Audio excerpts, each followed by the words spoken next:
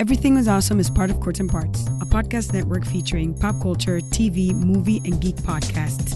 Check out some of our other shows, like TV Ate My Brain, Let's Chat with Revelin Friends, and Podstalgic at courtsandparts.com.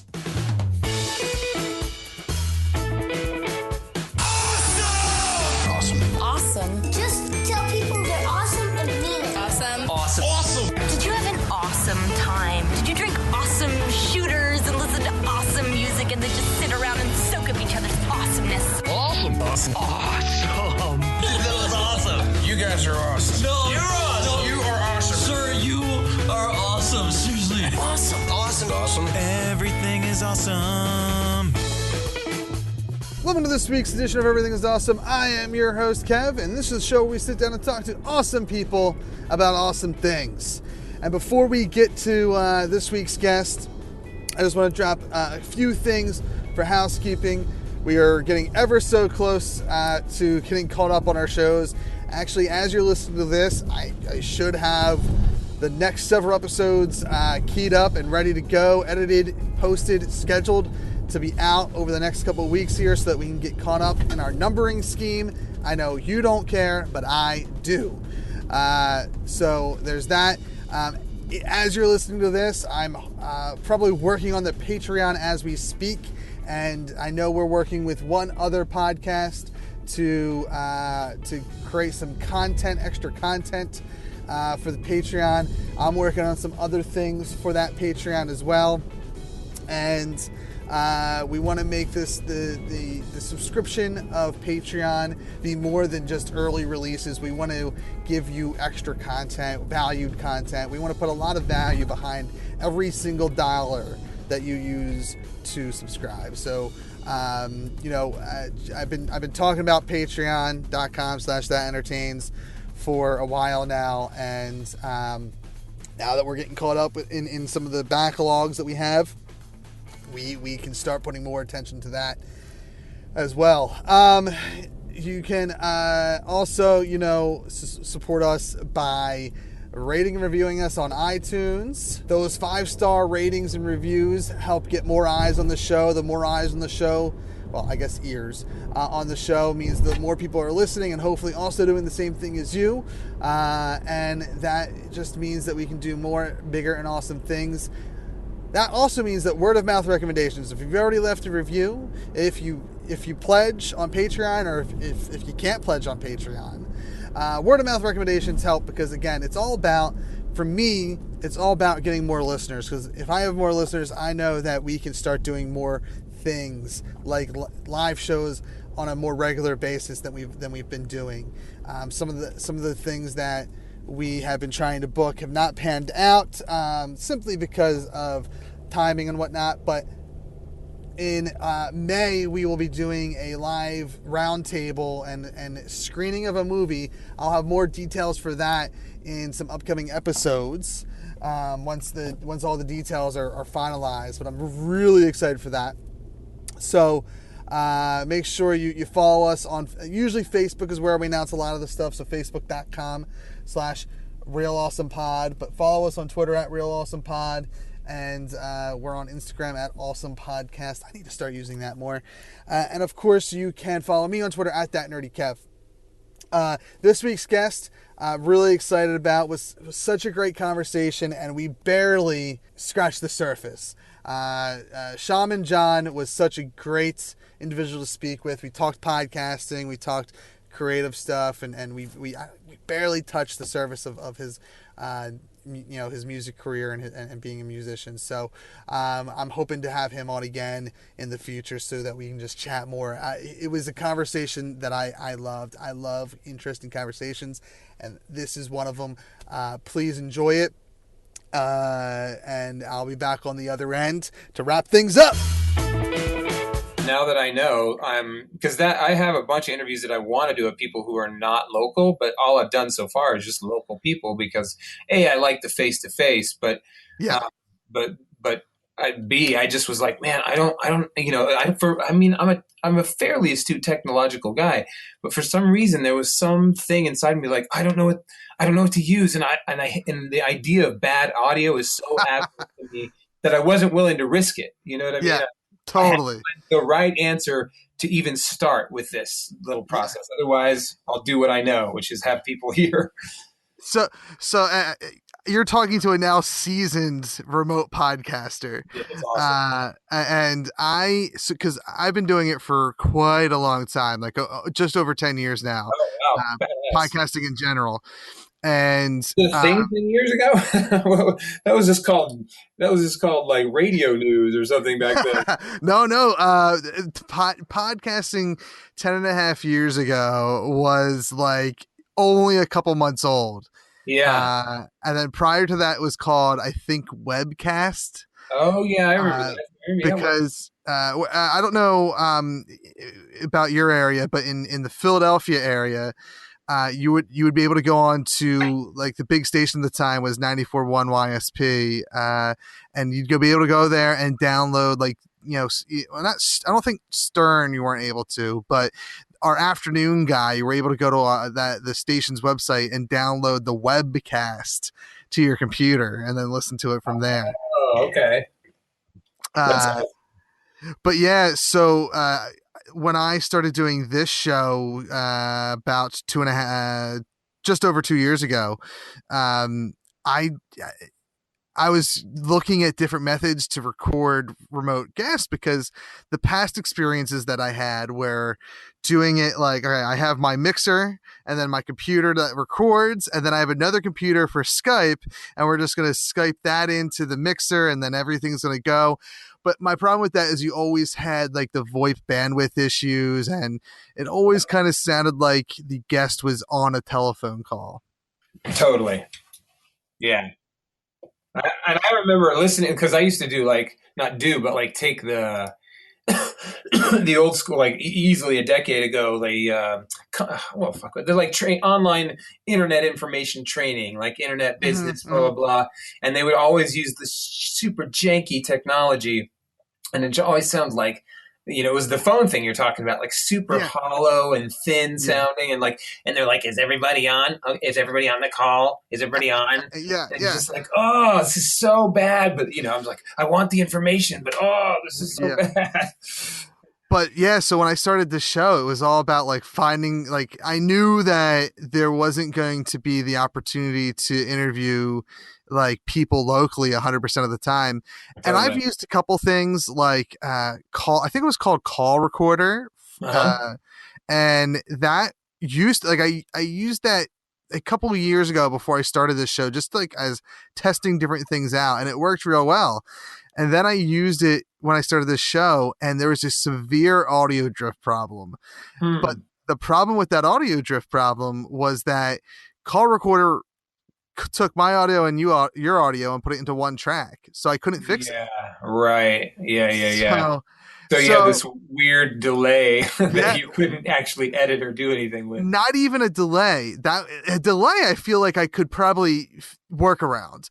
Okay. But it would start out normal, and then a couple minutes in, like, you could hear the conversation getting closer together, and by 20 minutes into the conversation, I had 4 to 5 hours of audio that was useless, because 20 minutes into the conversation, if I had asked you like what your favorite color is, by the time I said the word color, you had answered me in the recording already.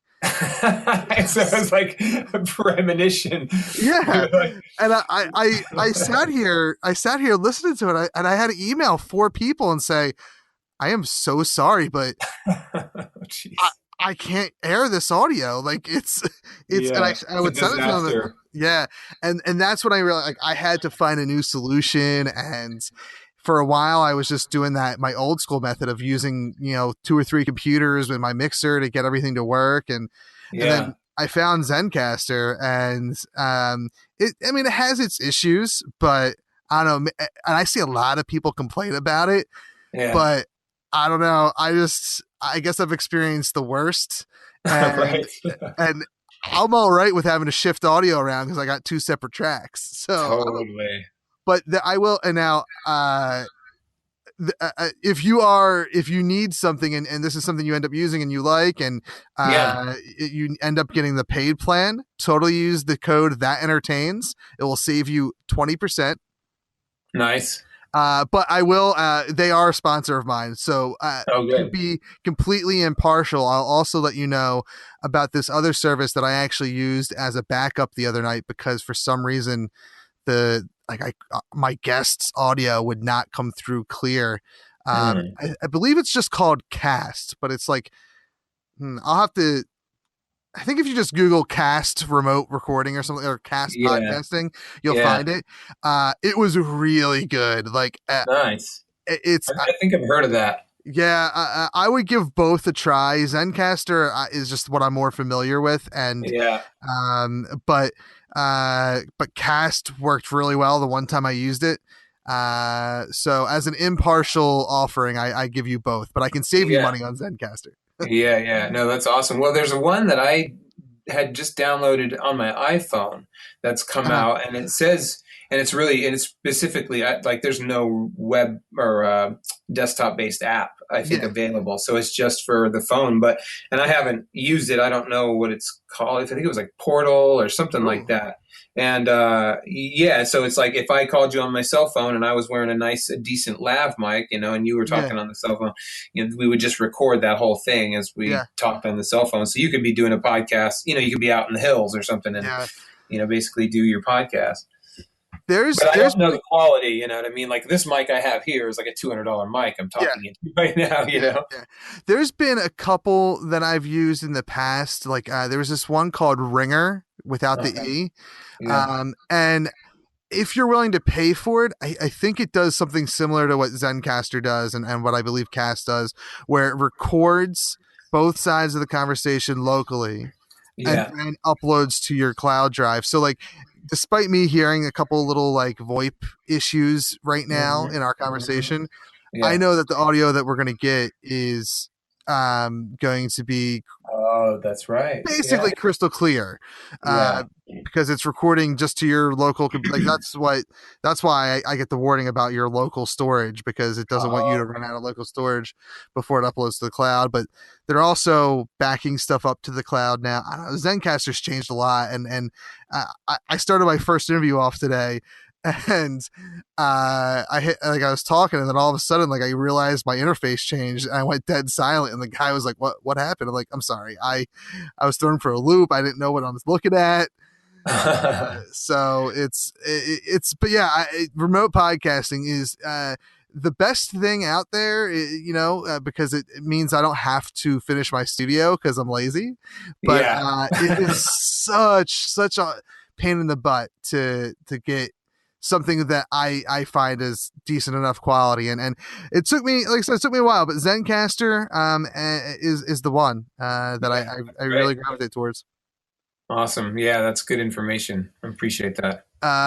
But yeah, there's a ton out there. So do you receive? I know everybody's just kind of, it's like the moment you think you got the thing, and it's like, oh, somebody's got a new thing and it's a better thing. And now I got to, because like I'm on Audio Boom. That's where I'm hosting my podcast, but it's like everybody's, there's a good chunk of people vying for that market now. Like they want the podcaster market. So coming up with all these deals and services and extras and amenities, and you just kind of find your thing, and then you get too lazy to jump ship, even if it is a better deal.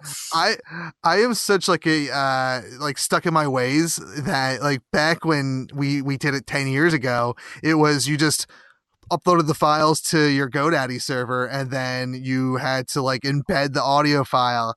And I've sophisticated a little bit where like I have Blueberry's PowerPress plugin for my website, but I still store everything's done on my web. Like I don't go to Libsyn or Podbean or SoundCloud. Like I know that the value is probably there for me to do it, but I'm just so stuck in my ways that I'd rather like just do it the old I don't think anyone else does it my way. I think I'm one of the last. Yeah, you're probably a holdout. Part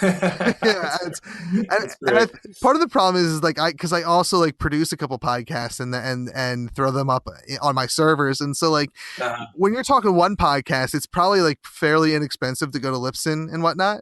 But like if you have a network of shows, I think it gets very expensive for those hosting fees. So Yeah, that's a good call. Yeah, my method is, if it costs $10, it costs $10 across the board until I have to upgrade. So yeah, I feel like I'm saving money, but I might be just be telling myself that. Yeah, I was going to say that might be the justification, but it could be. Could Yeah, be. I don't know. I haven't priced it. I've done no research. Yeah, that's all right. There's time. It's It- we're still in the wild west of podcasting, so yeah, and it's amazing because I feel like I definitely just jumped on the bandwagon, but I've been listening to him for a couple of years on and off, and I just feel like at one point because partially because I'm on all those mailing lists of all those super like uber internet marketers who've been yeah, at it for a decade or more, like Frank Kern and Jeff Walker and the webinar jam guys and just like that whole crew, right? And so you've seen the things that they've sort of veered off into as trainers, and whatever they're veering off into is kind of like what the thing is that you can make money off of, right? So at one point it was like there was people putting a lot of emphasis on the podcast thing, and suddenly it just blossomed into this like, and obviously that went along with iTunes, but when iTunes first started, there wasn't anything on there, it just kind of blew up, and then to the point where now there's this whole side industry of like, oh, we're just here to like host your podcast and offer you amenities for podcasts. And, now there's people on Fiverr who are like, I'll do the voice and I'll do the theme song and all, you know what I mean? It's like, it just become this whole thing where before it was basically just this conversation, Yeah. Yeah. It's, and I like to credit, I mean, obviously there's a lot of, I guess for inside like podcast people, there's other reasons, but the general public, like Serial was the podcast that like made everyone say, oh, I know what a podcast is now. Right. Like it was like before that, like I couldn't talk to my parents about it. Like my parents knew because they saw me wasting my life doing a podcast. But other than that, like they didn't realize that it was like something other people did. And, right. They just your random curious hobby, like you're some odd outlier in the world, which, I mean, by total standards, that's probably still true, but certainly not as crazy as, they might have thought. No, and it's crazy that like even in 2018, like on the brink of 2020, that we can still sit here and say that podcasting is relatively unknown, like in the most general speaking. Like there are people that have no idea what a podcast is still, right? And that blows my mind. Yeah, no, I totally agree. What do you think is like the next evolution? Oh my God. It's funny because when I sat down a couple months ago, we did me and my original podcasting producer back when I was too good to edit my own audio and stuff. We sat down and did like a 10-year retrospective and like kind of like looked at like how we started, which was literally like figuring out how to do a podcast because no one else did it unless you worked in radio. Right. Save for a handful of people. And like it's hard to see, like I don't know what's the next thing for podcasting because I feel like I'm kind of living it in this world of remote podcasting. Like this was a really big hurdle, I think, that existed as little as 2 to 3 years ago, that things like Zencaster and Cast and Ringer and oh my God, there's another one that's slipping my mind that I've used before, Spearman. There's all these apps and web apps that have made remote podcasting so much easier to varying degrees of success. And to me, that is the hurdle. So I don't know, like, I don't know how you can improve an audio format more than because listening back to audio from 10 years ago, whether it be my own or a webcast from YSP or a webinar, like you said, the audio is all really, it's bad. Terrible. it's terrible audio. But that's what we had at the time. But now we're getting, I think, like almost HD audio. So yeah. How do you improve someone sitting around talking? I don't know. Like, yeah, well, Yeah, I mean, it's like, how is it being delivered? Basically through all your devices. It's Yeah. still got to be come through your ears. Yeah. Like, Yeah. yeah. I mean, other than vlogging, Yeah. I mean, like that's obviously kind of a move in another direction. But like, I mean, like direct data input is like next level shit. Yeah.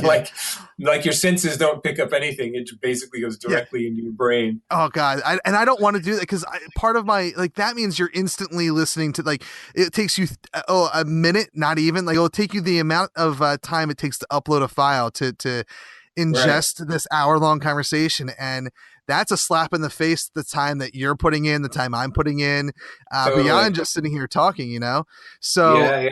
I would never want to Good ingest point. audio like that or any content like that. Like I Any want to be data. able to. I want to be able to sit down and relax and enjoy it like there's one of the beautiful things about any form of entertainment and podcasting is obviously, someone that drives in a car often. It's one of those most frequently used ones. Yeah. When I'm sad, like I sit down and listen to a podcast that makes me laugh. Oh, that's And, great. if that's an hour-long drive, I don't want something uploaded in 2 minutes to make me feel happy. I want to smile and laugh for the whole hour, Yeah, totally. I feel you. I guess I'm looking at it like once the data is in your brain, being able to access it at any time, like you do Oh, okay. a song on your hard drive, right? It's like the Oh, song okay. the song takes, if I move it from one hard drive to another, it takes 3 seconds to get in there or whatever, right? Yeah. So Yeah. it's super fast. But now that it's in there, I can play it off this device or this device or this device Yeah. at any time at my leisure. So so you're just running it back in your Yeah. head. So you're having the experience of it in real time. It's just where it's stored is the difference. Okay. Okay. Yeah. Then I'm more on board. I'm more on board with that. Right. Uh, I Yeah. also think I would like to see like, and we kind of are starting to get that with, I guess if within Apple, devices where like if I start listening to it on my on iTunes and then on my computer and then I go to my phone, it continues where it left off. Um, Right. and we're starting to get there, but I kind of want it to be more universal where Oh yeah. it's no matter what device. If I'm in my car, like I guess what I'm really looking for is I'm looking for podcasting to be readily available, more so like Fluid. yes, Fluid. yes. Yeah. From yeah, totally. I totally feel you. Because I still think like that's the thing that's stopping my parents from listening to a podcast on the regular basis is the fact that they have to load it onto their phone and then connect the phone to their car to listen to it. Right. So Totally. Yeah, yeah. My that's mom's that way with technology. Like there's just like, for them it's like I have to go to the thing and print off photos. I put them in an envelope, ship them to them, so that they can then get frames or put them in the drawer or whatever they do with them, and I'm just like, you learn technology and then I will send you pictures yeah. and then you can print them off at your leisure and I don't have to like spend my time doing all this stuff for you. Like it's back when that was the only option. Yes, of course I'm going to send you pictures because that's the only option. But Yeah. I'm not going to cater to your utter laziness. No, it's I mean I'm lucky where my parents they just want to act like they know technology, so at least that part of it's I have to they upgraded to the iPhone X when it like literally like the week that it came out, and like these are the people who had like the black and green cell phone screens when I was using the first Android phones. That's awesome. And now they have the iPhone X, and then like I get a phone call like at 11 o'clock at night because they got it shipped to them and they were going to activate it themselves, and they call me and they're like, "We don't know what happened. Can you come here and fix it?" I'm like, Jesus Lord, it's 11 o'clock at night. Like We've pushed the delete button on everything. I don't even know what happened. Like to the point where like I said, you just got to go back to the store. Like if I can't fix it, you done screwed up. Yeah, totally. That's great. That's Uh, funny that it's entertaining though that they try. yeah, That's good. It's gonna be good fun. that's you know what in my years of IT support, that's what I want people to do. Just try, just like I Yeah. tell my son who's in kindergarten, like, and he's starting to read the 100 book challenges, and he just looks at a word and Oh says, yeah. I don't know what it is. I'm like, dude, I don't care if you get it wrong. Just try it, man. Yeah. Get it wrong. Yeah. So like, Totally. yeah, just if you try, I'm on board. I'll help fix it then. Totally. No, I'm with you. I'm with you. That's sad. It kind of makes me sad that he's so young and yet already fears failure. Is that like, I feel like I want to believe that that's something we instill in kids, but at that age, I can't imagine that that's what's going on, No, yeah, because it's something that like I don't know that I necessarily fear failure, so it's not something that I think I put out there because Yeah, I try to wear the idea of failure being success training, that totally. Yeah. so I not that I like want to fail, but like it's you learn from it. It's a learning experience. Well, So you have to. I feel like you have to. Like, yeah. as a guitar player, somebody who played, music since I was 15 years old, it's like if I didn't have the willingness to suck Hmm. at the first part of that and just suffer through all my terribleness, like I couldn't have gone further. Like I would have not had the motivation or the like for me it was such a cathartic thing. Like it was just almost like a therapy for me to pick that instrument up and make sound on it. Hmm. And so I use it in that. But if I had compared myself, which I mean I did after a while, but if I had like started off and been like, oh, I've been playing for like a month already and I'm just suck. What is going on? Yeah. Like if I'd have had that, which I probably did have that, but I just pushed through it. Yeah. And I was just like, it was too important to be able to make what I heard in my head come out and like find a way to express the stuff that I was feeling in my body and have that come out through the strings. Like that was so fucking cathartic. And it's I love when I talk to other creative people who are doing things that or did things that I never did, because there's such a connection there with why people start these things. Like for like whether I would say most creative people probably have something gone on in their head where they feel a little down and depressed and whatnot. So where like every musician that I've talked to, like they said basically what you just said. Me, it's like, well, I used to be really love wrestling, like WWE style wrestling. So I used to go in the ring and just hit people with chairs, and that was how I That's awesome. or I more so, like I loved getting like taking the bumps. I loved taking the stuff. So that was like how I dealt with life, and it's I guess a good feeling knowing that I don't know if it's every person, but every creative person has that feeling in themselves, and then the Yeah. way they express themselves is just like how they deal with life and smile eventually. Right, right. Yeah, it becomes the where they pour all of that stuff that Yeah, is like got to find a home. yeah, Otherwise, because it can't sit in you, or problems arise. yeah, yeah. You got to pour that stuff out into some container.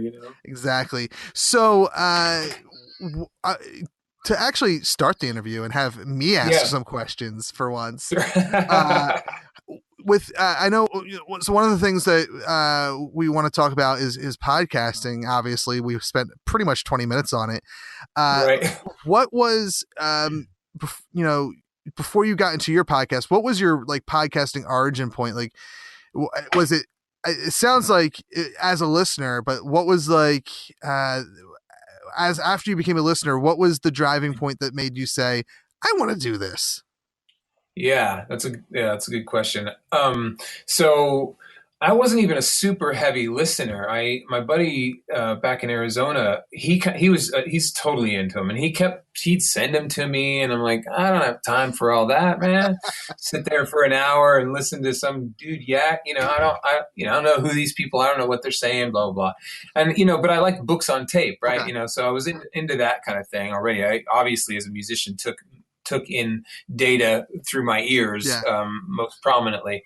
And so I finally kind of acquiesced and would like, okay, I'm going to listen to this one. And, you know, I'd listen and be like, meh, you know, whatever, not that into it or whatever. And I tend to gravitate towards open-ended ones. Like I don't really like the ones that are all about one thing. Yeah. Real estate, investing, marketing. I mean, because what I find is, you know, they're all saying the same shit. Yeah. And I think, it just gets tiresome for me. So yeah, and then what happened is I always would have these really heavy, intense, like I'm the kind of guy who goes to a party and I'm going to be in the corner, like going deep with somebody conversationally. I'm going to be the guy who's just like me and some other, you know, introverted extrovert or extroverted introvert, whatever you call that, you know, are going to be like totally paired off, or maybe the 2 or 3 or 4 people, and just like going deep into heavy conversation, like really esoteric shit, you know. And I love that. My soul was so fed by that kind of conversation. And my buddies would be like, man, you need to do your own podcast. And I'm just like, yeah, let me add that to the list of things that I'm doing that I don't have time for and that I'm doing half-ass anyway, you know? And you know, because I'm such a dabbler and because I'm engaged and been involved in so many different art forms, that there's a little bit of self-punishment there for not like just going, okay, just do the one thing, you know, just do that one thing and just only do that and just super kick ass at that. I'm like, ADD, no, I can't just stick with that thing. I got this other thing and that's really cool too. And there's only so many hours in the day. But with this thing, I was like, you know what? I don't know, for whatever reason, after all of that sort of, no, too much effort, I feel like, you know, I had this mic and I had this adapter because I was doing recordings, music recordings, right? And so I was like, okay, I got a mic and I'm like, well, fuck, what do I need for a podcast? Like basically a mic and something to record it on. I'm like, okay, I got GarageBand. I'm like, and then there's like all of these reasons that seemed like excuses just started to fall away. And then I, you know, was just meeting these people who I thought, man, I'd like to have this conversation. I mean, I'm having these conversations with people anyway. Why don't I record them? And there are people from all walks of life, from all over the place, you know, and I want to expand on that because my interests are in those areas.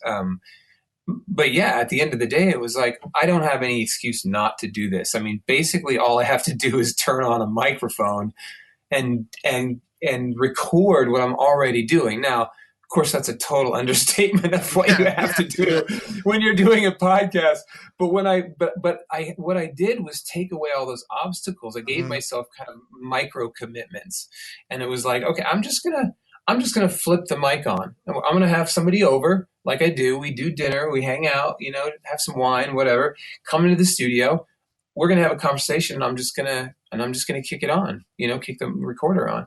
And that's how it started. It was like, well, I'm just going to do that. And then, you know, then I would be listening to other people's things and I'd be thinking, okay. And then I love, you know, as a musician, I love music and I love pimping out other people's really good music.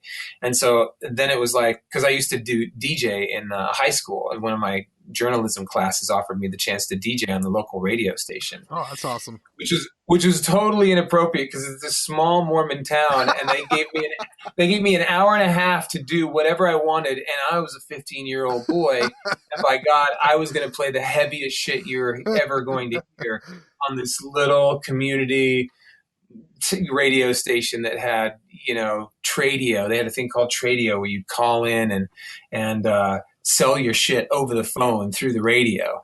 I got a 1968 Ford Mustang I'm looking to get rid of, and I'll take $5,000 for it if you want to call me. And then you literally just give you their number over the radio. Oh, wow.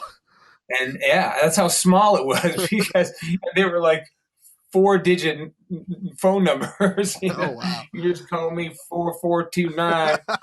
I was like, wow, okay, that's the thing. So yeah, here I am like doing my metal show, and then I made the mistake of you know, because back then it was just the cassette decks. I was just doing cassette to cassette. So, and then I'd have those little plug-in microphones into the little boom box, and so I'd roll one song onto the cassette tape, and then I'd do a little talkity talk in between and introduce the song, and then I'd roll the other over, you know. So it was very, you know, chop. There was no fades, nothing like that. Yeah.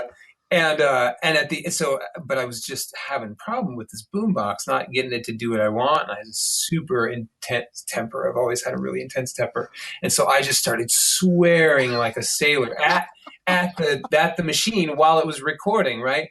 And so I create the show. I finally get it created, but what I don't do is erase at the very end of the tape after I had done my total swearing fiasco, and it's all there. And they just play it. They basically would plug my tape in and play it.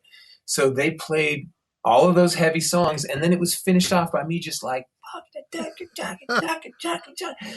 just going off. And then my teacher came to me, and he was so cool. He's like quintessential like journalism, Mr. Buglewitz, glasses, kind of a hippie haircut, just super cool 70s dude. And he comes in, he's like, "Man, you got me in real trouble." I was like, "What?" I was like tickled. And he's like, you had a lot, there was a bunch of swearing at the end of your show that you didn't record, you didn't erase, obviously. And I was like, "Oh my God, I had no idea." He's like, "Needless to say, that show is over." So, yeah, I mean, so that was my first radio career was that dynamic moment. And so I would always in the recording studio, I was screw around with doing voiceover, just pretending to be a DJ. And I'd actually done some voiceover work. And so I liked working with the mic and then like being able to introduce other people to new music or my music, kind of use it as a self-promotional tool and that sort of thing. And, and so it's just that it's basically, it became fun. It didn't become a burden. It became this thing like, oh, I've got a system now. I kind of know what I like.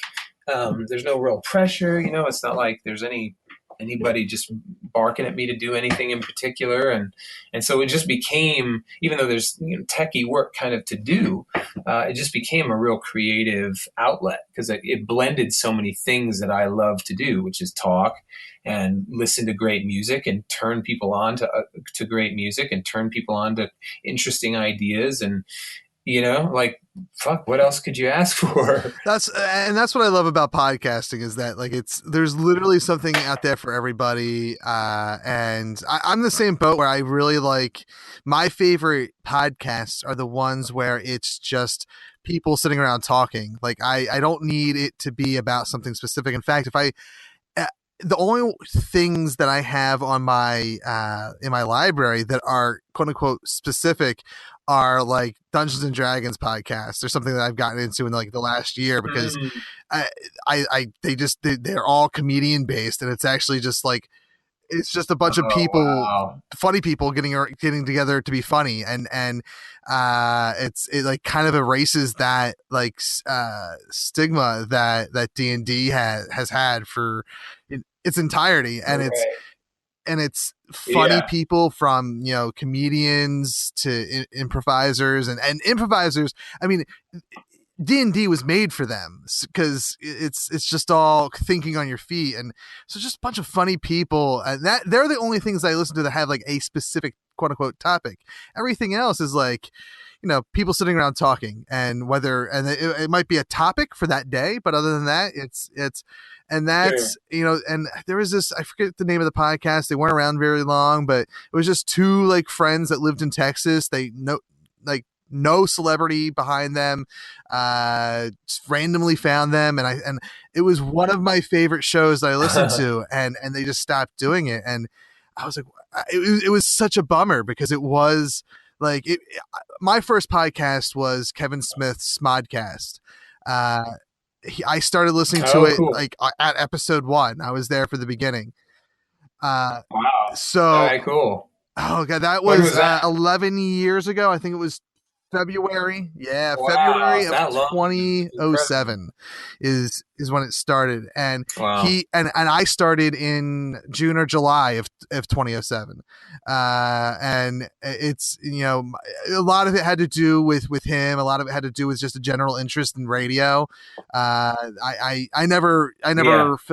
took me 30. It took me 32 years to get on radio. I 32. I was 32 last year, and we put together a a one-day festival to celebrate the first anniversary of this show in January of 2017.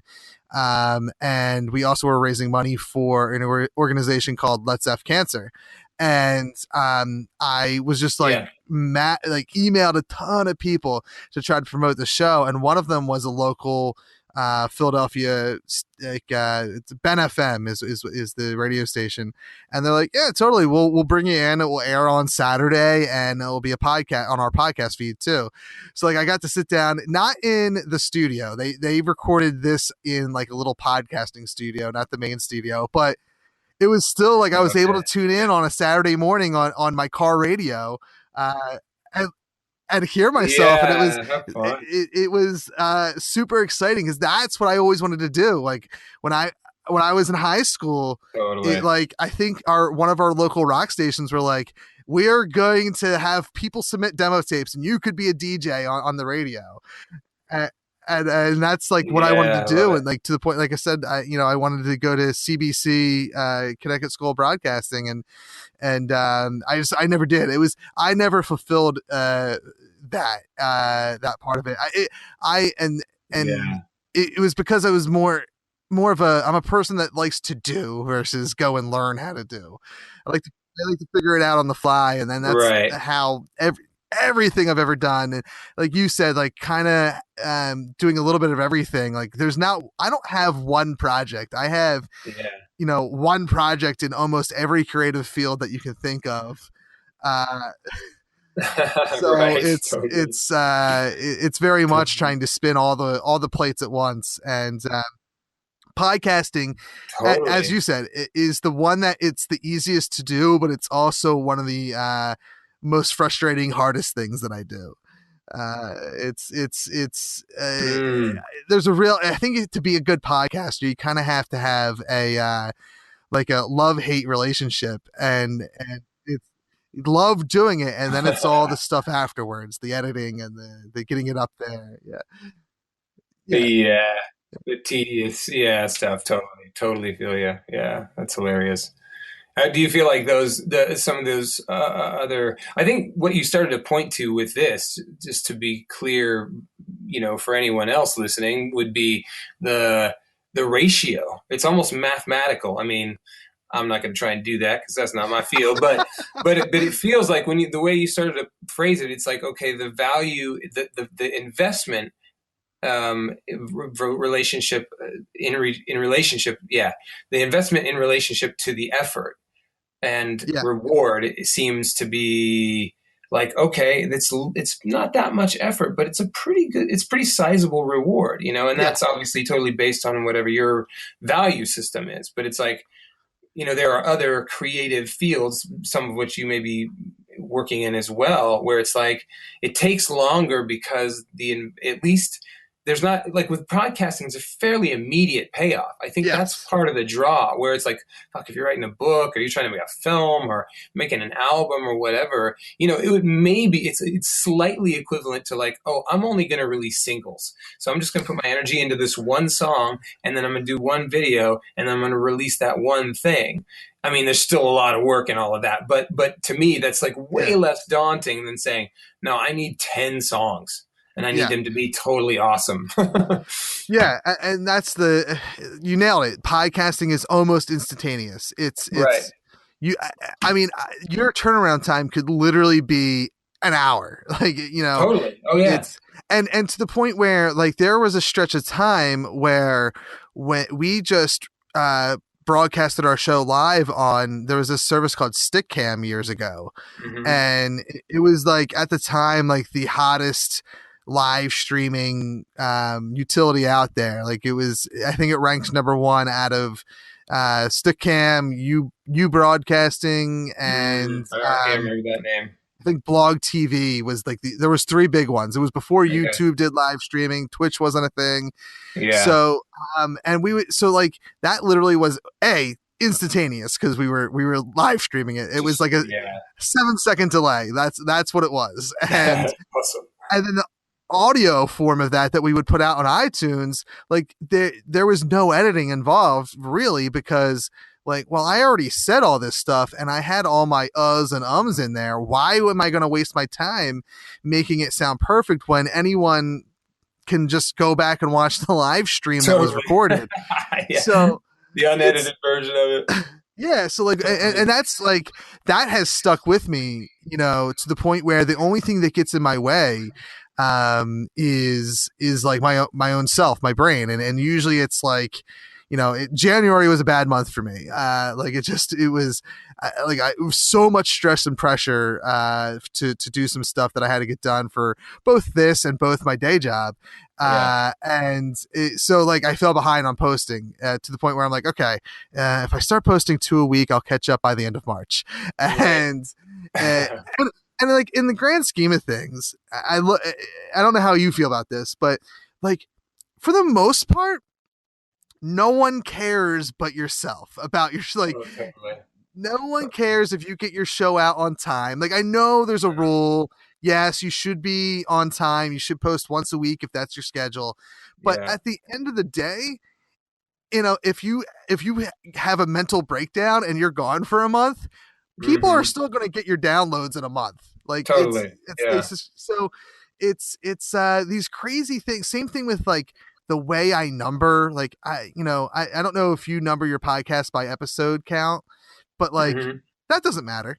There's podcasters that don't do that because it doesn't matter. Who cares? It totally doesn't matter. It's totally true. It's totally true. Yeah, that's funny. Well, that's one of those things that, you just get this sort of like pattern that's, from whoever's doing it before you.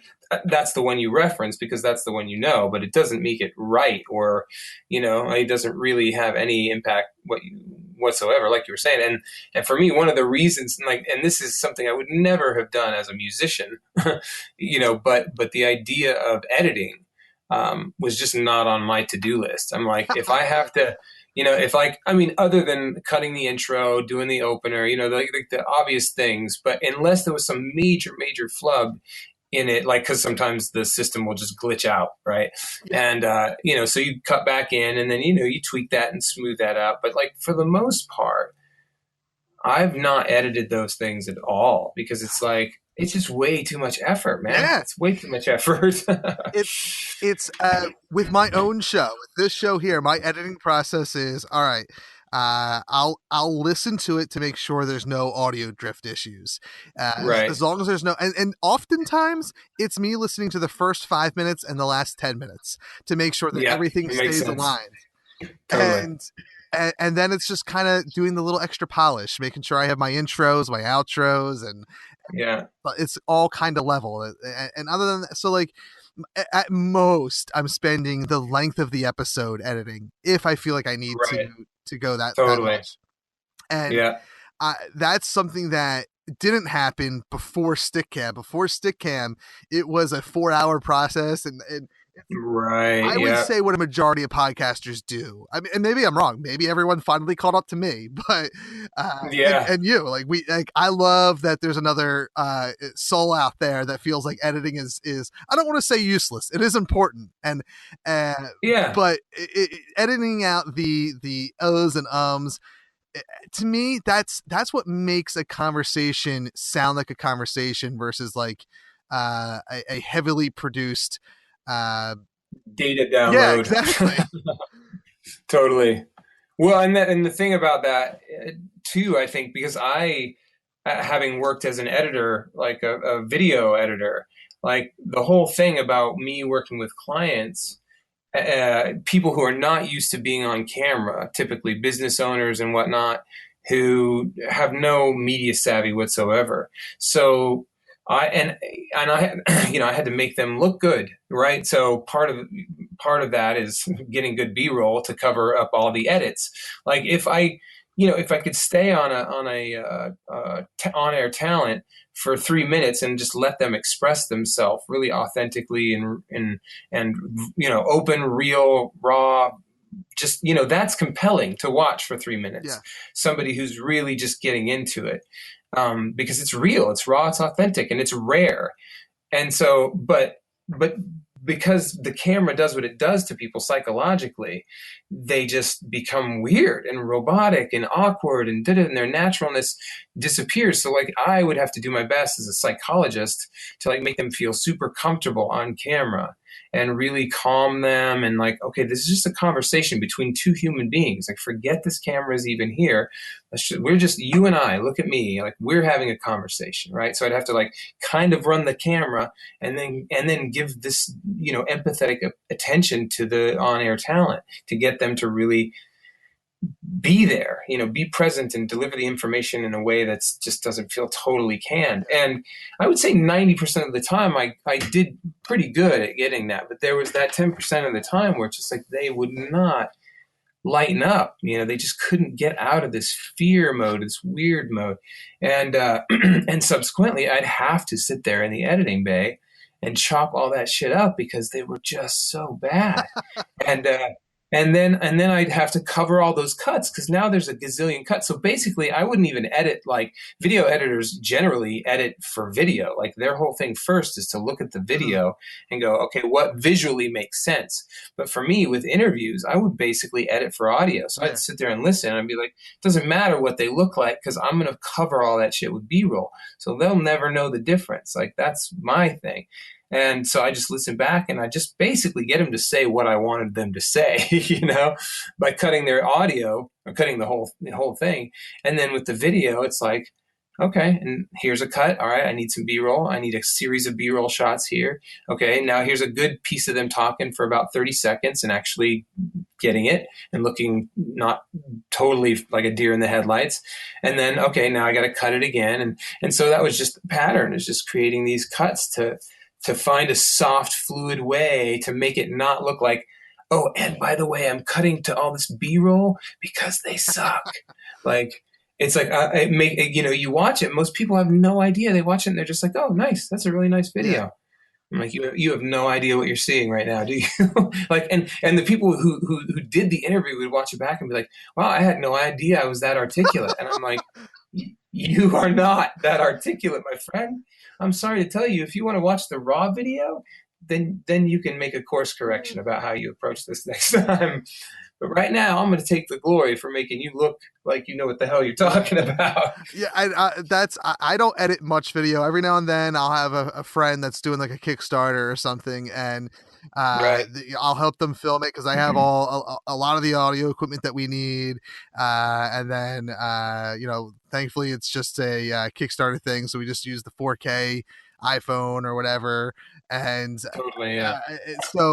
But yeah, like it is. I guess it goes back to me, like, I guess being lazy in that, like, my audio, I know it's rare that I have to edit. It's rare. Even like other shows, like any shows that I come on to produce, I tell them, like, listen, my editing, I don't do heavy editing. So unless you're very specific about what you want cut out, I'm not cutting much.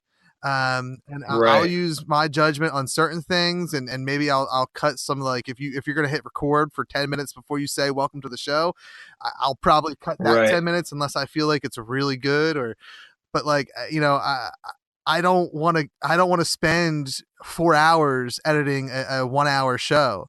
But when you're doing video, it takes, like, I think we did like a 2.5, maybe 3 minute Kickstarter video. And it took me, you know, 20 hours to edit, because if not longer, it probably took longer, but because you're doing the main footage, then you're doing, like you said, the B footage, and it's all this stuff that you're putting on top of each other. And then it's like, oh, by the way, this take that I thought we got, it totally blows. We need to re-record the audio at least, and I'll just cover it up with the B footage. So yeah, exactly. It's this super complex puzzle that you're piecing together and having to make these, like, executive decisions second after second after second that make all the difference in the world. And at least for my eye, but I mean, I also have to realize, like, my eye is looking for things that other people aren't looking for, you know? So I have to sort of merit that out too. It's like, it's that law of diminishing returns, you know? It's like, okay, I'm going to see this, but at this point we're so far into it and so backwards in terms of how the cost for the production costs, that it's like, if you want that slight thing fixed, man, that's going to cost you another $1,000 Yeah.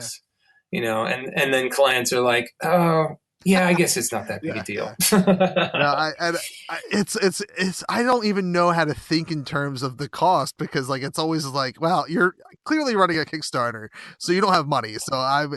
And you're a friend. So Right. I'm not Totally. like, I have a hard time charging people that I know anything, and so it's like, all right, just like if you do real well, just remember who did this for you, okay? Exactly.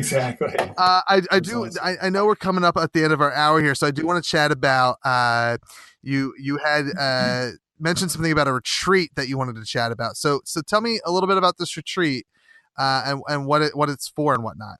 Okay, so yeah, well, that kind of, I mean, it does definitely ties into what we've been talking about just in terms of the because it's a creativity retreat. So basically, it's called consciouscreativescamp.com, and that's so you can go there, and right now it's just a landing page where you can sign up if people are interested in getting the invitations to the series we're going to do. So ideally, I want to do 4 a year, and those will be 3-day destination-based retreats, because it combines, like I did, you know, I ran a travel blog for 2 years while I was on the road for 2 years basically, and wrote articles, did videos, you know, and this was in 2000. I was actually doing that, I think, around 2007 when you were doing, when you started podcasting. So, and in early 2000s, I started my travel blog then because I was doing video promo for the internet, which wasn't even video wasn't even really a thing yet, but I knew that it was going to be.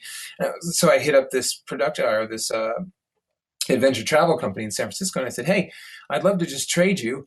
I'll do a promo video for one of your trips if you let me go for free." And they're like, "Yeah, sounds good." And so I went down to it was like a 14-day national parks tour kind of thing, and I just brought I had a digital 8, it was a Digi 8 camera, Sony Digi 8. And shot the whole thing on that, and it was just an amazing, life-changing trip for me. So like the video represented that. Like I just put this love and soul and passion into this video that I did for them, because it was just so, that's what I experienced from it, and that's what I shot, you know. So it was just that, like, really, it was provocative, you know. They really felt the video, and I picked really good music, and you know, didn't really worry about copyright infringement. I just picked what I wanted, you know, what I thought represented the feeling and the mood, and so they loved it, and they ended up sending me to Costa Rica and to Alaska and to Baja a couple of times, and you know, throughout different national parks, and so that was like part of this whole sort of globe-trotting phase that I went through. And so what I wanted to do, and I've been, you know, a musician, a filmmaker, a writer, copywriter, like fiction writer, photographer. I won some like a award in this magazine for like best photographer or whatever, and won a bunch of money from that. And, you know, so it's like, I've done all of this stuff. I've been behind the camera. I've been in front of the camera in people's films. And so there's this, and what I realized is like, okay, I haven't, you know, none of these things, and like my one claim to fame, like this is my, you know, sort of bragging right that somebody else would actually evaluate as significant, was I got to open for the Foo Fighters. That's cool. In 2007. So that was a pretty good deal, you know, but it's like I could break that down and be like, well, you know, like they didn't pick you because it was like a thing for the DNC, you know, we were, it's like the Foo Fighters were basically supporting the Democratic candidate.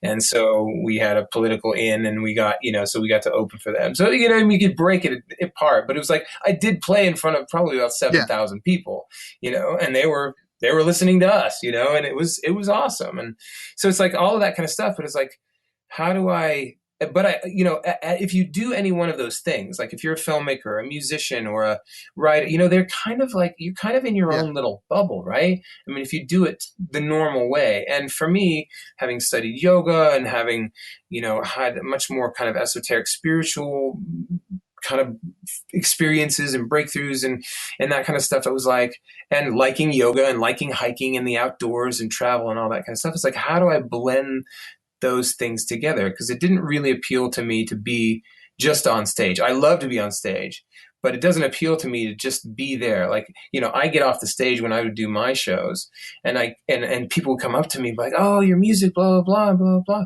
I'd be like, "Thank you." And then I would ask them questions and be like, well, like, so who else are you into? I mean, I appreciate that, but like, what else do you listen to? And we'd start like interviewing them like a journalist, and they'd be like, oh, well, yeah. And then they start to tell me their story, and I really like that dynamic. And like I said, with the whole story about being 15-year-old, where guitar, basically, I felt like guitar just saved my life. It was therapy for me. Like, it was my therapist. And so I know the cathartic, therapeutic aspects of music. I know how it helps in building community, in having managed bands and having played in like percussion orchestras and things like that. I know the meditative, sort of sacred side of the music. I also know what good rock and roll is about, so it's like, this idea of like, hey, I can bring people into this environment where they get to, it's kind of like, for the music part of it, it would kind of be like School of Rock, only in some really kick-ass location instead of a strip mall. Like, it'd be like, okay, you're going to come and and it wouldn't necessarily just be rock, but you're going to come to this 3-day thing. We're going to focus on writing and creating music. And we're going to focus on like some aspects of like more spiritual music through chant and that sort of thing. Or we can sort of include like drum circles and Kichak monkey chant, which is like a Balinese thing, and songwriting and writing poetry to lay upon music, and you know what I mean. Like, so you kind of pick just one or two things that work well together and focus for 3 days on like opening up those channels of creativity and using those particular devices to communicate that. But then I would love to do 7-day. I want to take that longer and do a 7-day where it's like basically an immersion of like, because like just, the research on creativity in terms of the therapeutic quality to now, I mean, obviously I experienced it personally, but the research is undeniable. Like the data that shows like how the brain changes when it's lit up by a creative action. And so like 10 minutes of painting for somebody, can be like 5 months of therapy. It's like, I mean, I don't know those. That's not a number to be quoted it's on. Quoting. It's quoted. Yeah, you're stuck with it, baby. But it is like, it's that thing we were talking about in terms of like the return is immediate. Mm-hmm. You're really getting the value from it as you're doing it in real time. And you, not only that, but when you're done, you carry the sort of phantom value of that into more moments of your life. Right. And then when you dry up, it's like, okay, it's time to, it's like a drug. Basically, It's like you sort of the effects peter out and you're like, oh man, I got to pick up that guitar again. I'm feeling like, frenetic, or I got to pick up that camera again and go shoot some pictures, or I got to, whatever that looks like, whatever example that is for you. It's like, you start to realize like, oh, this is an addiction that could actually really be beneficial to me. Yeah. Well, So, and like we mentioned earlier with you and your music and me in wrestling, that was my addiction for years. Like, yeah, exactly. And people looked at me like I was crazy. My parents, my uncle and family and friends, like, why do you want to, go in there? And like, we started on the ground. So like, we're taking those bumps that the professionals take in a ring on the ground. And then eventually we built a ring, and then eventually we bought a ring, and eventually we started going from the backyard to professional buildings to do it. And it was like, what you don't know is like this, it's this, or like I go do a lot of drugs. Like, totally. Yeah, like, exactly. This is what you got to find a container for this stuff. And it's something that like, no matter how silly it is. And I know that like why I have arthritis in my knees at 33 is because of all the, bad bumps I took, and why my back, right. The chairs across the knee. It's just, I know I'm in pain because of all of that, but you know what? Like, I wasn't in pain in my angsty years because of it. So no. Yeah, exactly. Yeah. The deeper pain, not the surface pain. Yeah. The emotional pain. So like, totally. Those addictions, Did you Oh video yeah, that? Did anybody get any yeah. video of that? That's got to be It's and legendary. I have a couple of the old VHS tapes from when we recorded Totally. backyard stuff, but the stuff that I have almost every quote unquote professional show that we did on DVD. There's a couple that I'm missing that I'm trying to get back from other people to get copies from, but and it's Yeah. funny because I remember thinking like, well, I wasn't great, but I wasn't terrible. And going back and watching those, like, it's like, well, I mean, that is still the kind of how I feel, except I gave myself way too much crap. Like, I'm not that terrible. Like, as much as I thought it was, like, I actually kind of knew Right. what I was doing, but oh, here's like 5 things that I completely did wrong that I should have done this in the moment, but and still such the critique of myself, but yeah, it's, I love going back and watching it every now and then, and it's um, just one of those experiences that like you can't, to people who don't get it, like, you just can't explain why it was as stupid as it was. It was so much fun and just worth it. It Right. was worth the smiles that you got from it.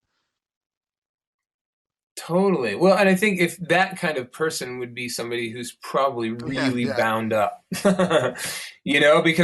because anybody who has their version of that, like what you're communicating there is so gut level stuff that it doesn't, like, if they understand, like, it doesn't, obviously, like you and I yeah, have different yeah, lenses for that experience, like, but the essential quality of that experience is underlies all of it. So like, it doesn't matter, like Duncan Trussell said, it's like, this is the song, that's the song, and we're yeah, just picking our yeah, yeah, dance, and your dance is wrestling and my yeah. dance is songwriting, and creation. So yeah, totally. Time disappears. And it's like, as I get older, and podcasting kind of replaced wrestling for me for a long time, and still does, whether as a creator or a listener. But like, it's you still get that itch, like, especially on particular down days where like I it reminds me of being that angsty teenager. Right. It's like, man, like, if I could just pick up that guitar again and get in the ring Yeah. and just do it. It's something that even just thinking about usually brings a smile to my face, and it's and I think that's that's the whole purpose of doing it when you're young, is so that kind of like you said with the digital implant of the future of podcasting, where it's available just as a replayable memory or um, Yeah. content. That's what it is for me. It's still there. Totally. Uh, so like, it's something that I say in the next 12 to 24 months, I'm going to get back into ring shape to Great. do again at I least one love more it. Do time. it. I Uh, totally support but that even if I decision. Oh yeah, and even if I don't, like, it's not a big deal. But like, the idea is like, what? It's something that I should do one more time, Yeah, because because why you feel not? it. And Well, like, you feel it in your gut, man. It's like, why not? Yeah, that's the big question. Like, why yeah, wouldn't you? If you feel that movement in there stirring, like, it's only society that says, "Oh, well, you've outgrown that," or it's like you should just let that die or whatever. It's like, why? I don't like. Why would you do that? You would never tell your kid to do that. Why would you yeah. tell yourself to do that? It's going back to like a Kevin Smith idiom that he likes to say, or whatever, is why not? Like, there's so many people in the world that ask you, why, or do you want to do this thing? Like, why? Like, everyone's why. Yeah, It's rare to find a why not person, and that's something that like I've really gravitated towards, is like, well, if I have this idea, why not? Like, don't be my own obstacle. Don't ask myself why. Don't let other people ask why, and flip it on them and say, why not? Like, right. why can't I do this? Totally. You know? Has your kids ever seen any of that VHS magic? No, there's been, my son has seen a couple clips that I have on my phone that someone sent to me as Nice. they were watching a match, and I. My daughter, probably, she'll be 4 in May, so she's Okay. just under 4 now. And I mean, she would get it and see it, but I don't know that she would actually care. My son Right. actually knows what wrestling is, and has Oh, watched it. has watched it a few times. So I feel very comfortable being able to pop in the DVD and letting him watch it, That's and awesome. him not like freaking out about it. And I also like and another reason that I want to do it again is so that I can do it one time and let them be in the audience and watch their dad make an ass out Totally. of himself. Great. I love it. I love it. Yeah, it's been super cool with my son Miles. Is like he's been like I was in this Beatles tribute band and we did a couple of shows and he was totally on stage with me for like half a set at one of the shows. He was up there in his little his little outfit, he's looking adorable as the day is long and I gave him a shaker and he's standing up there just like bobbing with the shaker, playing and it's like, oh my God, this is brilliant. And it's like so I can only imagine. I hope that that's part of the reason why I really got back into the music was like I want him to be around that. I want him to be Yeah. surrounded by that. And it's like I don't want to put any pressure on you, son, but I sure would be nice to have you in the band, Well, and that's like my son, like he knows what a podcast is, at least to the point where like sometimes I'll say, well, daddy can't go to grandma's for dinner tonight because I got to record a podcast, or like he's been my shed is turning into my studio, but before I did the remodel I had stuff Yeah. set up in there, so like randomly he'd want to go in there and play with the mixer and talk into the microphone and record, like we would record little 5-minute podcasts here and there. And he, to the point where like now once it's the studio's done, I'll have my old mixer is it has like, it's like a big mixer, but like only 2 channels work. Like not a lot on it works anymore. That's awesome. But he's like, can I have this? I'm like, you got to get your room clean and we need to get you a desk, but yeah, we'll set this up with you and your That's microphone great. and you have an old computer that I'm sure is good enough to hit record on. So like totally, like if you want your own little thing, and That's yeah, great. I love the idea that he's into podcasting. He says he doesn't want to do anything with film or anything, but he has this little VTech watch that before Christmas he was walking around with, like, and talking to his sister and said action and would like film his sister. And like I talk about when it, like I when I was in my late 20s, like it suddenly clicked with me that like, hey, I think I want to make a movie one day. Yeah. And so I talk about that every now and then, and he hears me do that, so I think that's why he did it. But like in 2018 I use my phone for a camera now, so our HD little camcorder literally was sitting around doing nothing. So he got that for Christmas, and That's great. he just runs around the house shooting whatever he wants with it. He thinks he's cool, and That's awesome. it's cool. Fantastic. Like I sent my fiance a text one day. I said he's walking around saying action with it, and filming his sister. To which she responded saying, "It's like your dream come true. Like he's going to be a filmmaker, and you're going to be so happy." I'm like, "Damn right, I'm going to be happy." Yeah, that's great. How old is he? He's 6. Wow, that's great. That's really impressive. Yeah, it's as much. He's my sensitive kid. He's a lot like me. I was a very sensitive kid growing up. Yeah. But he seems to understand the creative side of things much earlier than I did. Like I honestly don't think I felt like I was a creative in hindsight when I was a teenager doing the wrestling, but at the time, until I hit my mid-20s and thought that I wanted to or had the thought to start, looking into making a film. Yeah. So I'm glad that, because I never picked up a camera with the idea to shoot film or a Right. movie or anything like that Right. until I mean, technically, I still have never picked up a camera to say I'm going to shoot a film. Right. But I've written stuff now, like Oh, that's awesome. in my mid-20s to now. Like I've written a couple things that, like, that's where my creativeness, I feel, really kind of like jump started. His is starting at 6, and that makes me smile that he seems to be a creative kid. And even my daughter, his sister, seems to, she has her own little creativeness in her and whatnot. And I'm really excited that they're like that, because that's something that I want to blossom in them. And as much as like, the school is important and whatnot in college, like I don't think my fiance is, but I'm okay with like the kids saying, I kind of want to go to film school, and I want to, Yeah.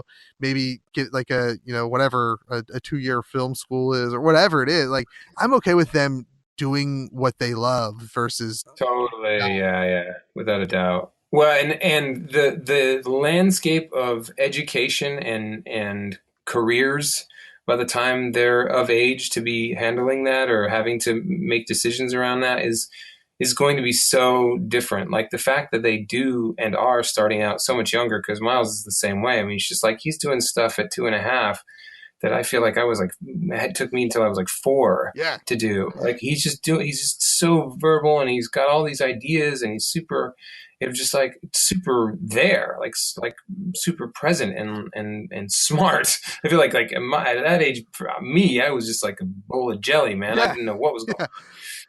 And so yeah, like that, give them another decade, and then another 5 on top of that. It's like their world is gonna be unbelievably different than our world, and they're gonna have to navigate a whole new series of challenges and benefit, a whole new series of benefits. I mean, just with life extension and nanotech and biotech and all of these kinds of things that are coming down the pipe, and how we're going to even absorb information. Like I said, I mean, at some point you may be able to just download that shit, and then what?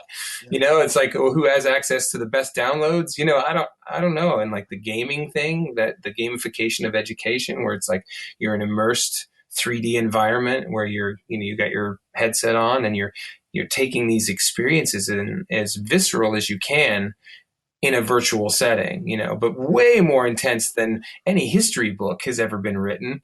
It's like if you can suddenly be virtually in Normandy, right? Yeah. Instead of reading about it in a book, or, you can almost have that if you watch Saving Private Ryan, I mean, you watch it on a 40-foot screen, and that's pretty confronting, but imagine being in that environment, like 3D surrounded by it. It's like, that's, there are going to be qualities that our kids are going to have to evolve. And I think that points to why they seem so much more advanced in many ways, so much sooner, is that I think evolution is saying these fucking kids are going to have to ratchet it up, because the world you are creating is going to require of them things that you wouldn't have been able to handle at that age. Yeah. And subsequently, and in your adulthood, you're going to have to be able to handle that much more.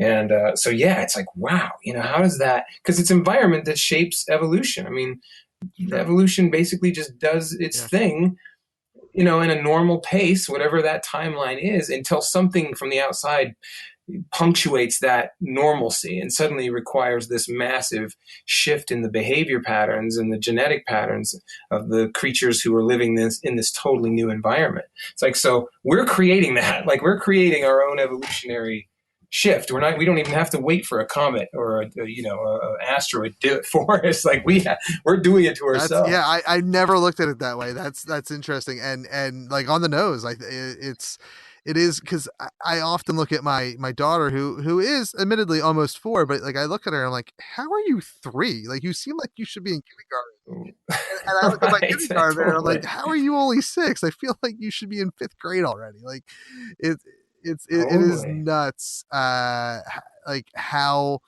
much more advanced they both are. Like, and obviously I don't remember being 3 or 4 or 5 or anything like that, but I actually do, believe it or not. I do remember. I have a memory from when I was 1 or 2, but definitely 1 sticks out of when I was 2, like 2.5 max. Okay. Because I remember the location, and I remember it vividly, because obviously it was like super traumatic, and then we moved, and we moved after that experience, and I know what year or what age I was when I moved to the new location, so it's like I know what year that's from, so it's crazy to think about, and I definitely had a sense of awareness, but in terms of my skill set, which I think, and I think to that point, it's important to think about how we do that generation a disservice by putting them in the same education model that we stumbled through in our generation. It's like to just rehash this old model for a almost genetically more advanced brain is a disservice to those kids, like, so for me, like we have no intention of putting Miles in a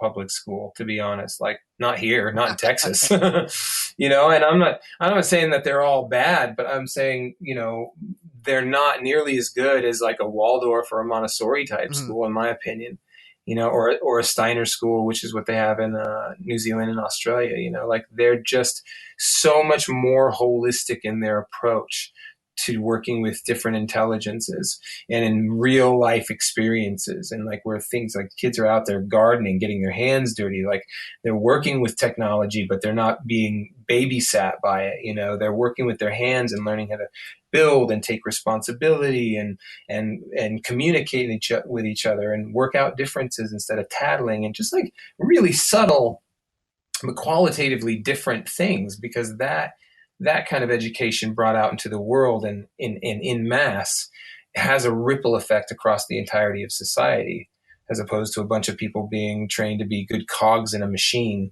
that rules you from the top down, which is our previous generations, and we're still shedding that, but I think it is shedding pretty rapidly. And I feel like I'm part of the last generation, or maybe like even there's a mixed percentage of people in my generation where like my parents were like, you got to go to college and be a teacher, because being a teacher means you get summers off and you're well paid and blah blah blah blah blah. And right. I think if I was given the mindset of, find what you want to do and we'll be very supportive, and not that my parents weren't supportive, but it was they didn't graduate from college, and that's what they wanted me to do, but that wasn't for me. Like, had I been given the opportunity to like go to a legitimate wrestling school, that would have been what I probably did. That would have been but totally. It was instilled on me that I had to try to go to a real college and get a real education, and that's right. I think that's like the last of that. I think today's parents, a majority of them at least, I'm hoping at least, are of the mindset of, oh, you want to be a filmmaker? Go to film school. Don't. Mm-hmm. Support instead of trying to live through their kids, their unlived dreams and desires. They actually honor what the child, or now adult, as they're going in, but the kid really, what giving them some sense of volition about their own life. I mean, even with, we actually just took our son out of one of his daycares. He had 2 different daycares, because he didn't like it. Like, it was just a constant, we take him there. We cry, we limit. And obviously there's an adapt. They have to adapt to the environment or whatever, but that window didn't end. It was like he was often saying like, I don't want to go tomorrow. I don't like it, and then we'd pick him up and he'd be crying, and, and it's like, and I just went there and I just wasn't feeling it. I thought, oh, maybe, I'll give it a chance, because there was some benefits to it, but I wasn't feeling it. He wasn't feeling it. And I was just like, I think my parents, they didn't know any better, but it was just like, they would have just said, you have to go, and, we're paying for you, have to go. And that's that. I wouldn't have had any volition in that, I don't think. Maybe. But I definitely was mindful of the fact, like, I didn't feel like I did. Therefore, I'm going to give him his say in this experience, but it was strange. Like, when I was texting my partner, I was like telling her, I was like, I don't like this place. And Miles, he's totally terrified when I dropped him off today. He didn't want me to leave, and blah, blah, blah. And the kids were loud and obnoxious, and it was very, chaotic in there. And then, and we kind of went back and forth, and I said, well, I'll ask him when I pick him up today if he wants to stay. We're talking about a 2.5-year-old, but I'm like, I'm going to get his opinion, because he knows what he wants, and he knows what he doesn't. And so he was just like, man, basically, man, I don't want to go. and I was like, so should we take you out, and we'll just take you back to this other one, and blah, blah, blah. And he's like, yeah, that's a good idea. And I'm like, okay, well, there it is, decision made.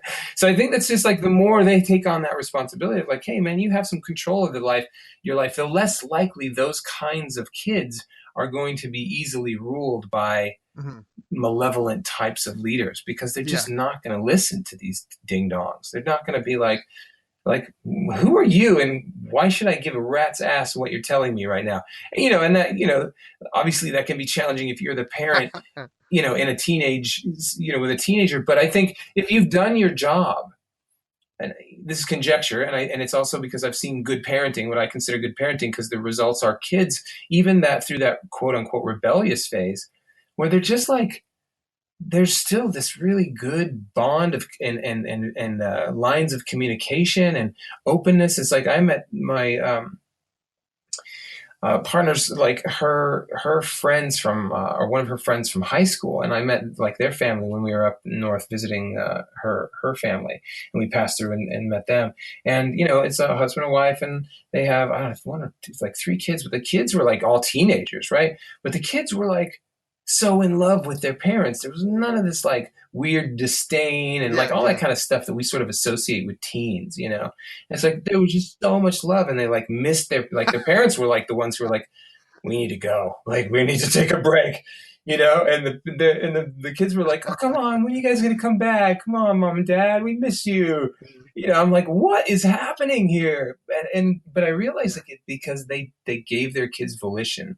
It was never this authoritative. I mean, I'm sure there was times like that where it's like, but it was totally done with the utmost benevolence and sense of like this. I'm drawing this boundary because it's important for you. I'm trying to keep you safe, But it was never it felt like it was like rarely arbitrary, which for me growing up was not the case. Like I felt like there was a lot of really arbitrary decisions being made that I felt like were not landing on my side, only because it was an inconvenience or whatever that looked like.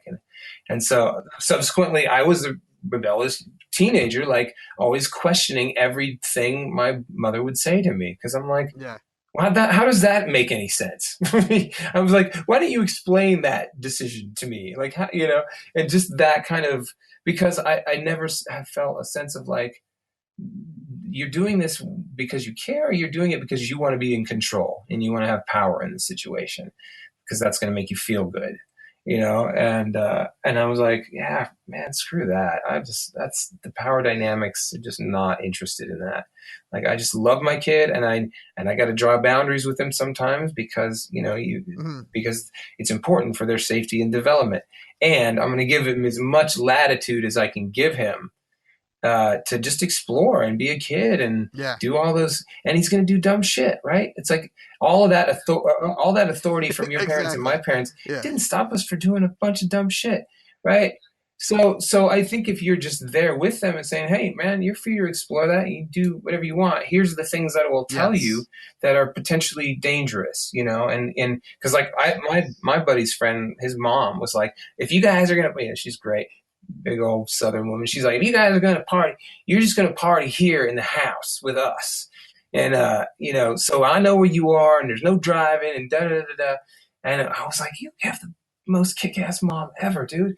And we were like 15, 16, 17 years old, but we're in the house, in the living room, just drinking like fish, just going crazy. And she's just in the living room watching her show and whatever. And, some people would be like, what? That's terrible. You're facilitating, or, and I was like, no, like, what she's doing is not vilifying this thing so that we run off and do it someplace else and end up getting hurt or hurting somebody else. Like, she's creating a safe space for us to experiment. None of this shit's going to kill us. Like, if somebody had been really crossing the line, getting violent, or something was going on, or somebody passed out, like, there would be an adult there who could help solve the situation instead of a bunch of dumb, drunk teenagers.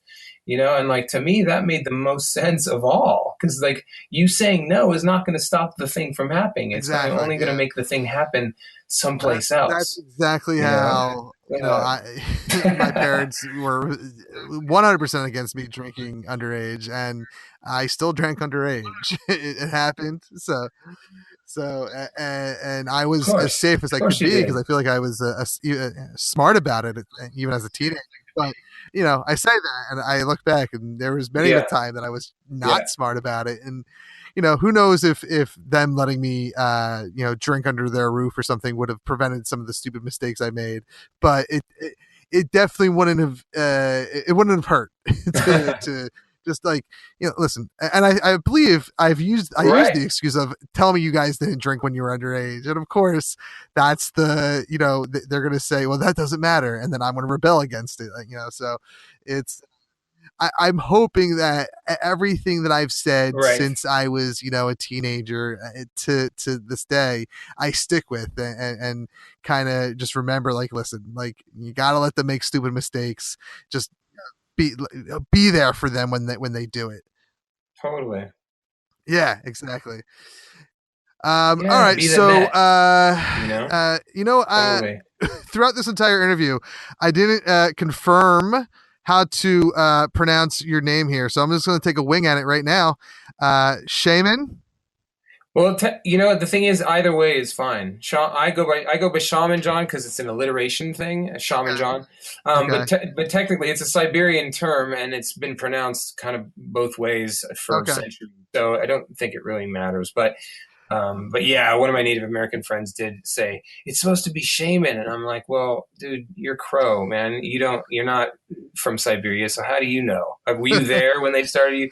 But he's giving me shit about it, which is fine. But yeah, it really came about because it's a sort of I mean, I have studied shamanism a bit, and I'm definitely interested in what I would consider like medicinal plants, that help expand consciousness. And it's mostly a stage name, because previously I went under the moniker John Prophet. So that was an album I released under that moniker. And then I had an album before that called Rosemary Silence, which was a band. And I like the idea in indigenous cultures. Certain indigenous cultures, they have this ritual of changing their name as they go through certain phases of their life. And so, in their youth, they're born, they're given the name, right? So the parents give them, or the village gives them their name. But at a certain age, they basically have the volition to change their name to a new name, what feels more congruent to them. And typically they do that along with these major phases of life. So it'd be, teenage years, and then you get married, and you're in a relationship, and now you're a parent. So that's a new phase. And then the kids are grown, and they're out of the village or doing their own thing. And now you're going into, middle age or late age. And so each time you go through these phases, you give yourself the name that feels appropriate to you. And so that's part of the whole Shaman Jon thing for me. It was like, I went from John Prophet, which had a certain brand behind it and a certain way of being on stage and musically what it was. And now like Shaman Jon is kind of more earthy and more grounded and more,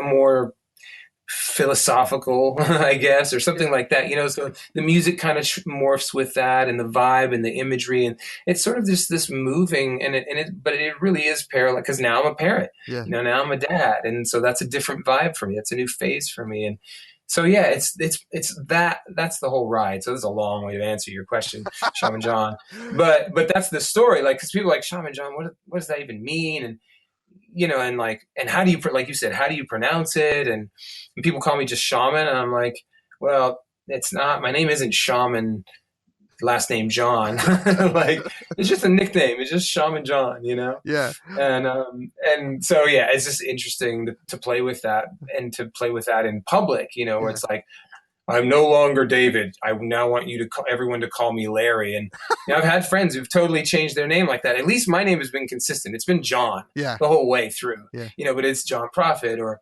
John Hamlin or Shaman Jon, or these kinds of things. And none of it is my birth certificate name, which is funny.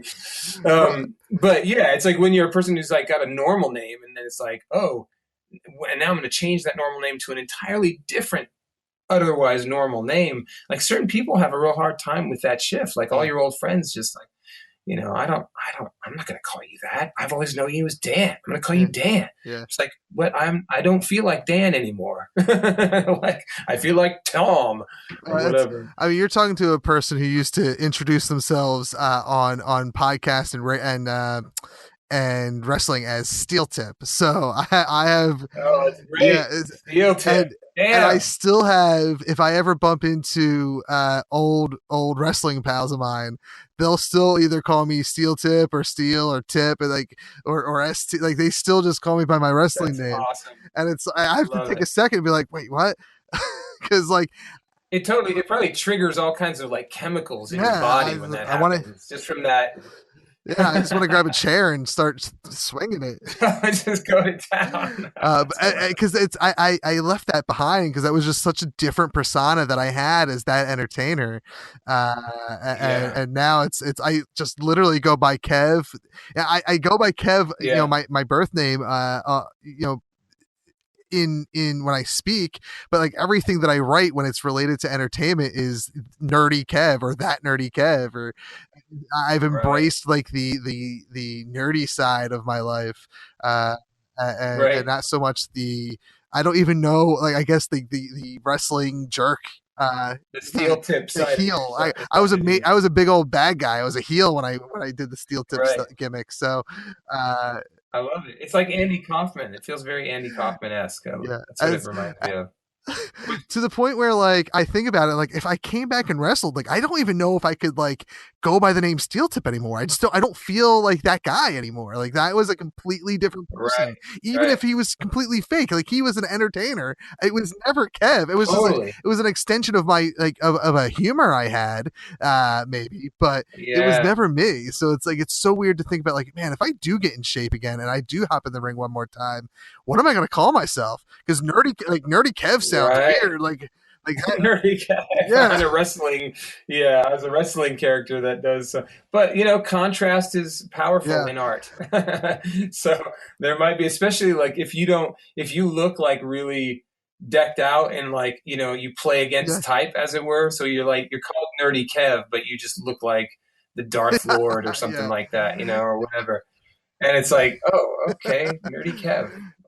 All right, that Mm. schism in people's brain makes Yeah, it it's memorable. going to be interesting when I get to that point, not if. When I get to that point, when I make that decision. There you go. That's the All right. spirit. Before we officially let Yeah, you go, shoot out all the plugs that you yeah, have and whatnot, so people can find you and your yeah. craft.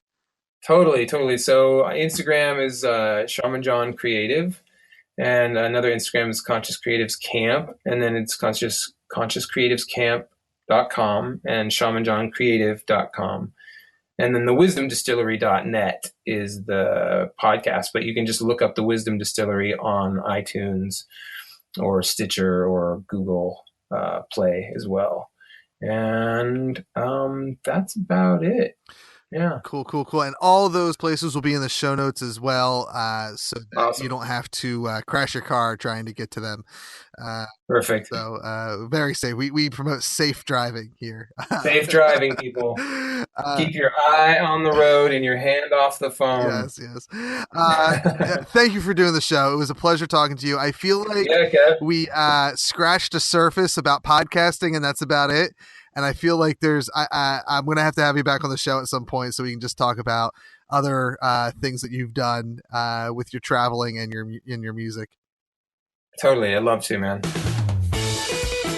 Thanks to Shaman Jon once again for being on the show. Such a great conversation. Like I said at the top of the show, really enjoyed it. This is, these ones that happen like, randomly that I don't have any connection to. These tend to end up being like a 5-star performance conversation / interview. So I hope you enjoyed it. I want to thank you, the listeners, for spending the last hour or so with us. You can you can be doing anything with your time, and you've spent an hour with us. I hope you spend an hour with us every week, or more if you subscribe to Patreon and whatnot. I am this show, Everything is Awesome, is part of the Core Temp Arts Podcast Network. So there's a ton of great shows on coretemparts.com that are similar to this, that are different than this, that you can be listening to. I also run a podcast network, That's Entertainment Podcast Network, that you can find on thatentertains.com/network. And there's great shows there that are completely different than this, and we're building that up as each month goes by. So check that out. And again, patreon.com/thatentertains.